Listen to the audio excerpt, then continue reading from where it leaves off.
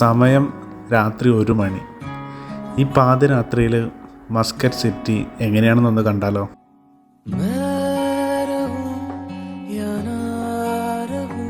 രാത്രിയിൽ മസ്കറ്റിന് എന്താണ് പ്രത്യേകത എന്ന് ചോദിച്ചാൽ അതിനൊരു ഉത്തരവേ ഉള്ളൂ, ഈ കത്തി നിൽക്കുന്ന സ്ട്രീറ്റ് ലൈറ്റുകൾ തന്നെ.